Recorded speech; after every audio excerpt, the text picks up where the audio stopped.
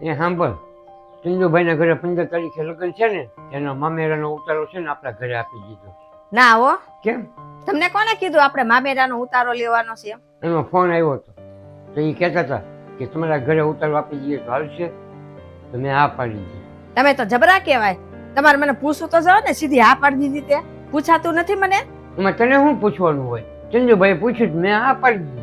પૂછવું તો પડે ને તમારે. આ ઉતારાવાળા બધા છોકરા કેવું કરે એ તમને ખબર છે? તારે કહેવાનો મતલબ શું છે? તું કેવા શું માંગે છે? પછી નાના છોકરાને લઈને આવે, પછી આ બધું સંદાસ પાછું બધું બગાડી મારે.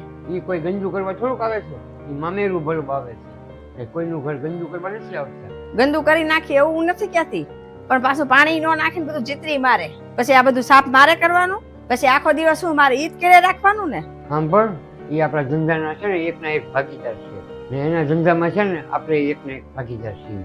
ને હું સામેથી ના પાડી દઉં તો કેવું લાગે? તો શું થઈ ગયું?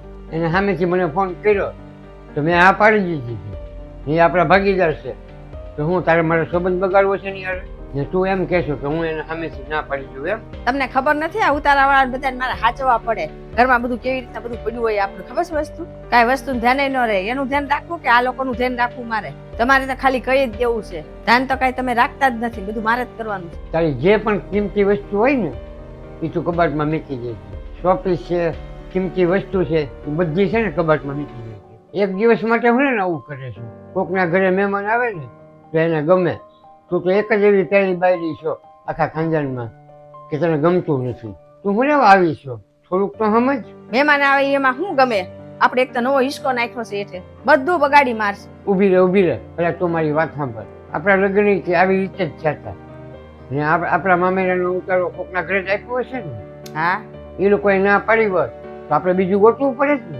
વ્યવહારમાં ઊભું રહેવું પડે. કોકે કામ આપ્યું હોય ને તો આપણે કામ કરવું પડે. તારી બીકમાં છે ને બધા સંબંધ તોડી નાખ્યો છે. કોકને ઘરે બોલાવવા માટે છે ને મારે 100 વાર વિચાર કરવો પડે કે આ મહેમાનને સાચો છે કે નહીં સાચો. મને બીક લાગે છે કે આ બધા મોઢા નહીં બગાડે ને. થોડીક તો સુધર, થોડીક તો સમજ.